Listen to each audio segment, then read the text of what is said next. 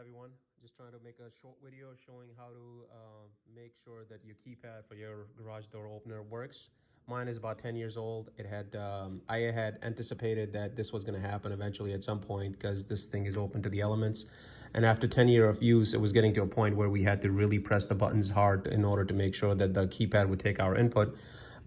This thing is not really made to be serviceable, but with slight persuasion, you know, I was able to open it up and clean up the contacts. All it is these metal contacts, these copper or contacts that are here that need to be cleaned up, and along with this rubber piece. Mostly these parts right here are dirty. You got dirt and grime that gets over there. You can see this Q-tip. I used some alcohol to actually clean it, some isopropyl alcohol to clean this up. It came out real nice, and it works just as good as it did on day one. If you press any button slightly, it just takes the input. The only hard part of this whole thing is to actually open this thing up to actually service it. You can remove the whole thing from the side mount, from the wall, bring it inside, leave it inside. The temperature outside right now is about 20 degrees. The thing with that is that if you were to try to work on this plastic, it will just break in half or break into pieces because it's really brittle.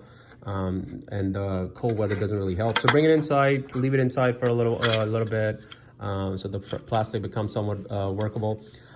This thing is sonic welded to the back of it. Maybe you said they use some sort of glue, but I feel like this fusion welded, or so not sonic welded, but fusion welded onto the back. You just got to take a somewhat sharp knife and go around the edges, work on it a little bit, not with too much force because you don't want to break this piece of plastic.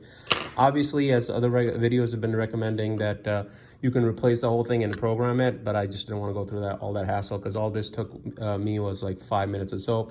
Once I put it back together, I'm just going to put a little bit of crazy glue on the inside of this lip so that once this thing is mounted back in there, it's got somewhat of the same adhesion to the front plate as it did from factory.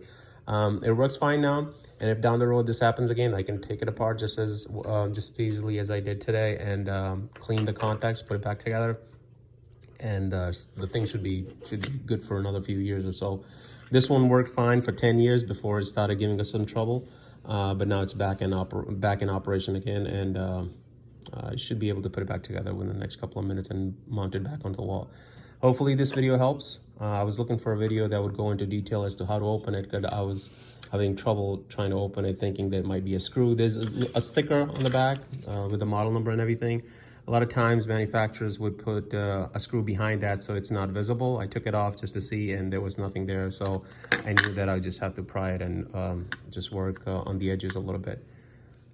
Again, hopefully this video helps, and if you have any questions, feel free to comment in the comment section.